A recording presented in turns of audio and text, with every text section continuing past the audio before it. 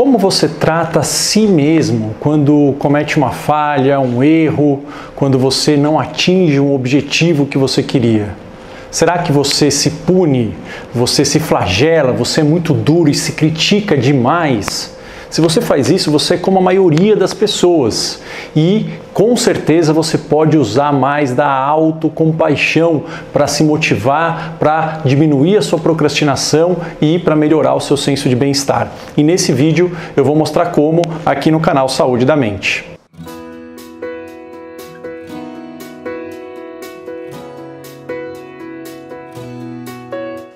Olá, sou Marco Antônio Abud, médico psiquiatra pela Universidade de São Paulo e fundador aqui do canal Saúde da Mente. Hoje eu vou falar sobre um dos conceitos mais associados a bem-estar, a felicidade e que pode diminuir os seus níveis de ansiedade, depressão e melhorar a sua produtividade, que é o conceito da autocompaixão.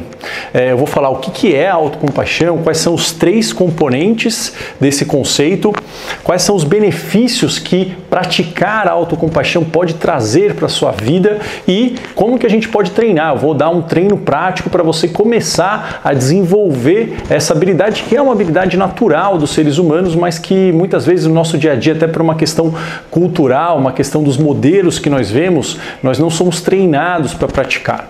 Mas antes de começar, eu queria lembrar você que não é inscrito, que não é inscrita aqui no canal, de se inscrever e, se você já é inscrito, já é inscrita, de ligar o sininho de notificações para receber os conteúdos quando tiver vídeo novo aqui no canal. São 2 vídeos por semana falando de vários temas relacionados à nossa saúde mental, desde quadros depressivos, ansiosos, quadros de toque, TDAH, compulsões em geral, mas também a gente fala sobre dicas, sobre como atingir um bem-estar, uma performance e relacionamentos melhores, mais harmônicos e mais duradouros. Bom, vamos lá. O que é autocompaixão, né? Então eu gosto de definições muito simples, né? As definições complicadas, elas atrapalham a gente fica muito vasto. Então, autocompaixão é a habilidade de lidar com os nossos fracassos, com as nossas falhas, com as nossas imperfeições, com os nossos erros, com uma postura mais amável, acolhedora, compreensiva.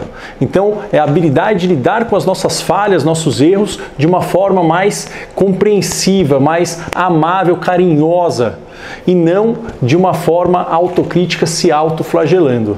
Então a autocompaixão basicamente é isso, é a capacidade que a gente tem de não sermos duros, críticos, excessivamente punitivos em relação a nós mesmos, é a forma como nós nos tratamos, é a gente poder olhar para o nosso sofrimento quando nós estamos sofrendo, quando nós temos uma dor e não espizinhar, não pisar mais a nossa dor e sim poder aceitar aquela dor e nos tratarmos com essa gentileza da forma como nós trataríamos talvez uma outra pessoa que estivesse passando por aquela situação, por aquele sofrimento. A autocompaixão ela tem 3 componentes, né, que os estudiosos disso, né, é um conceito muito estudado por um ramo chamado psicologia positiva. Eu já fiz outros vídeos falando disso, que ele é um ramo da psicologia que estuda as emoções, o poder das emoções positivas para aumentar o nosso nível de felicidade. Basicamente é isso.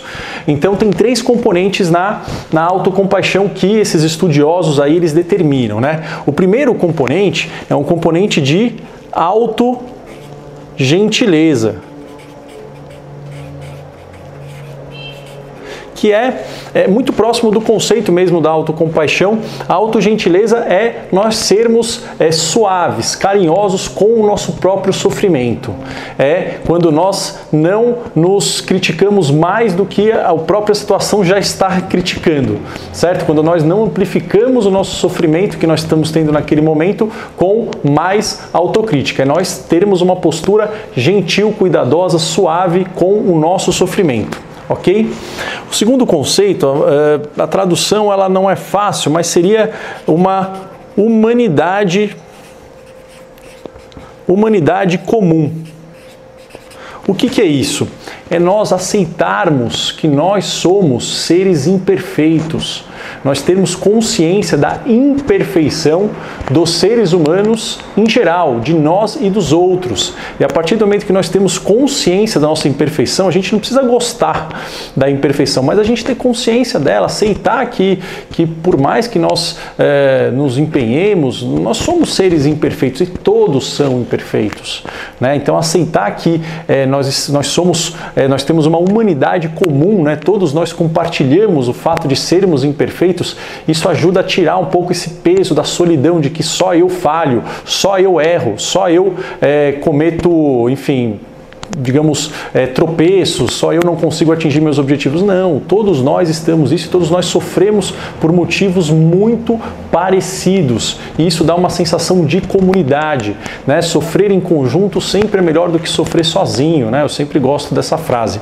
Então, a autogentileza, a humanidade em comum e o mindfulness, que eu sempre falo aqui no canal, né? Tem vários vídeos de mindfulness, né? Tem muita gente que acha que o mindfulness ele é sinônimo de meditação. Não é verdade, né? A meditação é uma das formas da gente conquistar o mindfulness, mas o mindfulness, de uma forma geral, é a habilidade da gente poder olhar para os nossos sentimentos, para os nossos pensamentos e para os fatos que ocorrem na realidade sem julgamento, de uma forma mais objetiva, de uma forma mais suave, mas principalmente olhar para pensamentos, sentimentos e fatos sem julgamento. Isso ajuda a gente a diminuir esse peso da autocrítica e a desenvolver um senso de mais autocompaixão. Por que é bom a autocompaixão?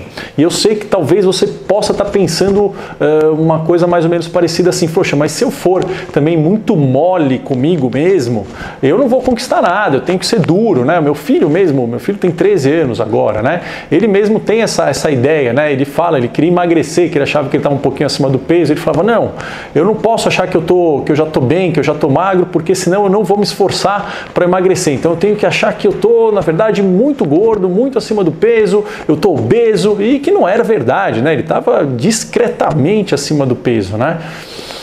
E isso daí não se mostra verdadeiro. Então, o que a gente viu, o que se vê é que a autocompaixão, na verdade, aumenta a motivação para mudanças. Então, a motivação para nós fazermos qualquer mudança, e a autocompaixão, ela diminui a nossa procrastinação.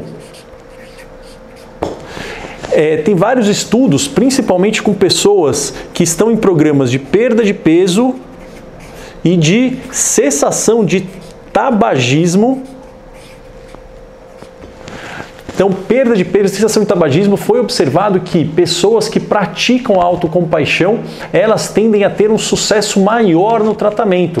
Isso porque, vamos usar o exemplo, por exemplo, da perda de peso, né? Muitas pessoas que começam uma dieta, o que ocorre é que na primeira falha, e vão haver falhas na dieta, não existe dieta perfeita, assim como não existe nenhum tipo de plano perfeito a longo prazo. Na primeira falha, e se elas não têm autocompaixão, elas tendem a se punir muito quando elas saem, quando elas fazem um pequeno deslize. E aí essa punição aumenta a ansiedade, e para lidar com a ansiedade elas comem demais, e aí a coisa entra num ciclo e aí ela desiste de vez da dieta. A partir do momento que, quando a gente falha, e vão haver falhas, ok, a gente tem que saber isso, né? Somos imperfeitos, é a humanidade comum isso. Nós lidarmos com aquilo como uma falha natural pelo fato de sermos humanos, com gentileza, isso diminui o nível de ansiedade, diminui o nível de estresse e diminui a chance da gente, entre aspas, chutar o balde e começarmos a sair de vez da dieta, desistir e comermos aí, enfim, temos um episódio de compulsão alimentar. Então, aumenta a motivação e diminui a procrastinação. Diminui a procrastinação porque nós temos menos medo de errar. Uma das coisas que faz com que nós procrastinemos é o medo de errar, o medo da crítica. E não existe crítica maior do que a nossa própria crítica interna, do que a nossa crítica individual. A autocompaixão, ela é um antídoto para a autocrítica. Então, quando nós praticamos a autocompaixão, nós temos menos medo de errar, e isso faz com que a gente procrastine menos e a gente conquiste mais e melhor. A gente conquista mais coisas que são importantes para a gente, não que são importantes para os outros ou que nós achamos que são interessantes. Então, aumenta a motivação, diminui a procrastinação, aumenta sentimentos de bem-estar e felicidade, como eu já falei, e melhora relacionamentos, aumenta a sensação de conexão. Em geral, nos relacionamentos, pessoas que têm autocompaixão, elas são menos controladoras. E elas são menos críticas com os outros. Então, isso faz com que os relacionamentos eles tendam a ser com mais conexão, com mais união, mais harmônicos. Bom, então tem vários benefícios para a autocompaixão, tanto em relação a relacionamentos, quanto à felicidade, quanto à produtividade.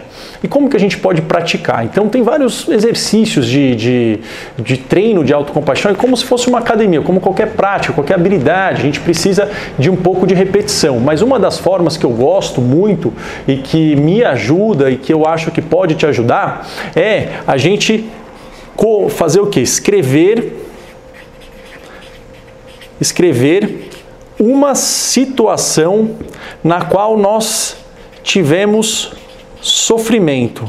Uma situação recente em que a gente sofreu. Pode ser quando a gente teve uma decepção, pode ser quando a gente recebeu uma má notícia, quando a gente errou em algo, quando nós fomos criticados no trabalho, em casa. Então, a gente escreveu uma situação de sofrimento. Escrever mesmo, né? Num papel, num diário, num caderno.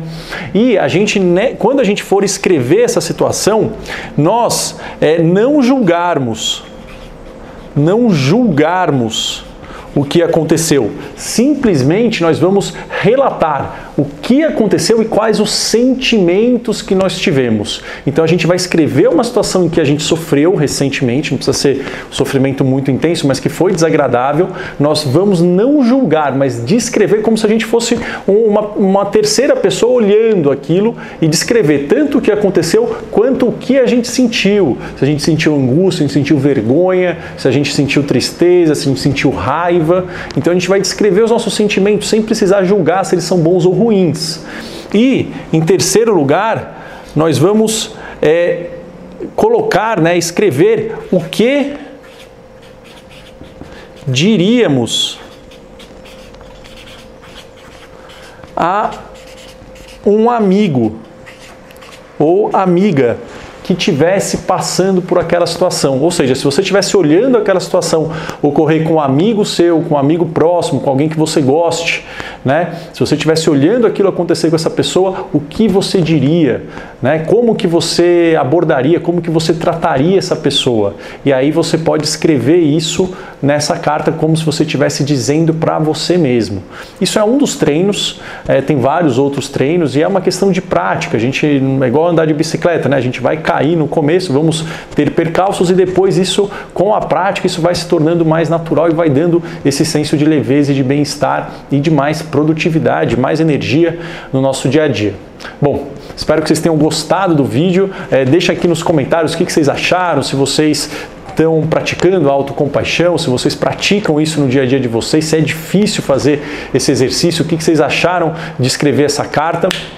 Deixem aqui também as suas dúvidas e compartilhem esse vídeo para pessoas que vocês acham que podem se beneficiar com esse conteúdo. Eu vou ficando por aqui, eu vejo vocês no próximo vídeo. Um forte abraço e até lá. Tchau, tchau.